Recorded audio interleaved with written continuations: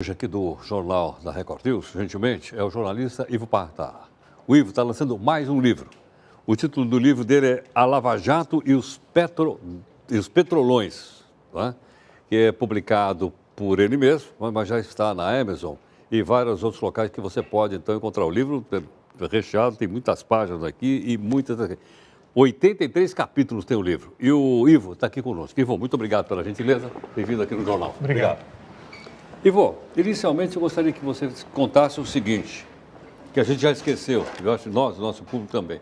Como é que começou essa história de Lava Jato? Por que chama Lava Jato? Nós já estamos na praticamente 50 operações, né? Lava Jato é porque havia uma lavanderia num posto de gasolina em Brasília, em que se fazia lavagem de dinheiro lá, né? Então, desde o começo, a Lava Jato começa muito forte, e com a prisão do doleiro Alberto Youssef, isso acontece em São Luís, faz pouco mais de 4 anos, e no mesmo dia se pega o depoimento de uma pessoa que era até então desconhecida da opinião pública brasileira, que era o Paulo Roberto Costa, chamado de Paulinho carinhosamente pelo Lula, que era foi diretor de abastecimento da Petrobras. E a polícia... Foi aí que vou dizer, que puxou o fio da meada? Exatamente. Foi aí? Isso. A Polícia Federal estava encafifada porque o Alberto Youssef tinha dado um presente, um carro luxuoso para esse Paulo Roberto Costa. E o Paulo Roberto Costa foi depor, disse que o carro era o pagamento de uma consultoria. Aliás, as consultorias serviram para amplos pagamentos de propina durante todo o petróleo. Todo mundo consultava alguma coisa? Todo mundo consultava alguma coisa. E, em seguida, liberaram o Paulinho para ir para casa e ele cometeu o erro de pegar o telefone, estava interceptado o telefone dele, e avisar as filhas e os genros para tirar os documentos do escritório. 3 dias depois... Para esconder as provas, é isso? Exatamente. 3 dias depois ele era preso. Foi solto 20 dias depois, mas em seguida, é até um fato interessante, o senador do PT... o senador, deixa eu lembrar o nome dele, é o Humberto Costa, de Pernambuco, chama ele para depor na CPI da Petrobras. E ele, mais uma vez, se desvencilha da corrupção, nega a existência de corrupção e qualquer irregularidade na Petrobras.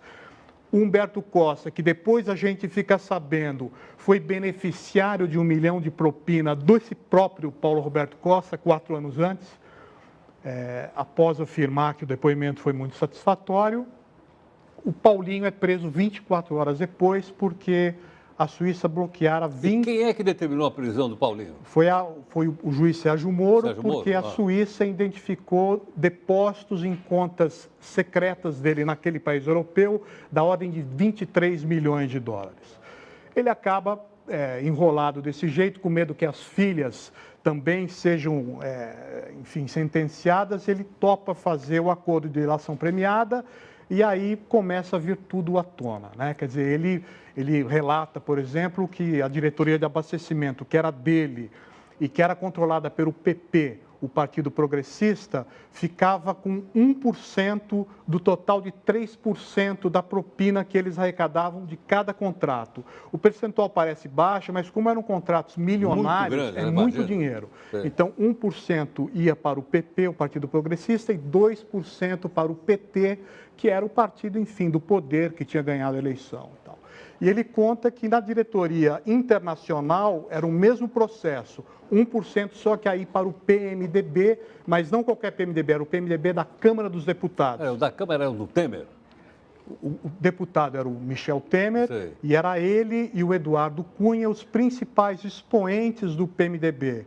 Da Câmara dos Deputados, que ficava, segundo a delação do Paulinho, com 1% da propina. Os outros 2%, do total de 3%, iam novamente para o Partido dos Trabalhadores.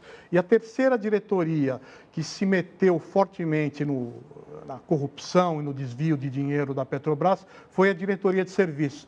Os 3% ficaram exclusivamente com o Partido dos Trabalhadores. Quem é que era o diretor mesmo? Era o Renato Duque. Renato Duque. Que está preso tentando fazer delação premiada. O da diretoria internacional era o Nestor Severo, que fez já delação premiada. Agora, o Duque não fez ainda? Ele tenta fazer, mas está encontrando dificuldades, já inclusive denunciou Lula e etc. E havia outras duas subsidiárias da Petrobras também fortemente metidas no escândalo, pagando propina, que era a BR Distribuidora, responsável pelos postos Petrobras, que estava na mão principalmente de um grupo de deputados do Partido dos Trabalhadores e do braço do PTB, o Partido Trabalhista Brasileiro, que era controlado pelo Fernando Collor, ex-presidente da República, senador por Alagoas.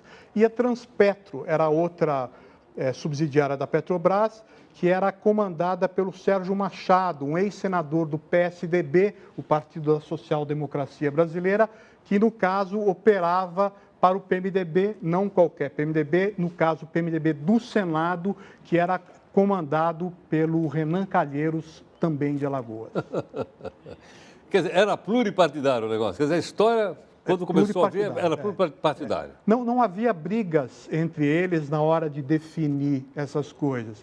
E uma coisa que eu levanto no livro é a hipótese de um acordo velado, de um acerto velado entre o Lula e o Temer para a deposição, para a cassação da Dilma Rousseff. Por quê?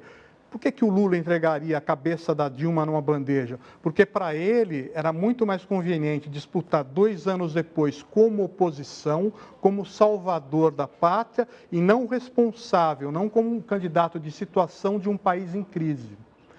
E, além disso, ele poderia conseguir, com o governo Temer, o que muita gente espera até hoje que aconteça, que é uma anulação ou uma restrição importante da Operação Lava Jato, porque ele dependia disso e depende, mas está cada vez mais difícil para se livrar dos problemas de poder ser candidato, que ele não poderia mais hoje em dia, né? Quer dizer, ele é um ficha suja.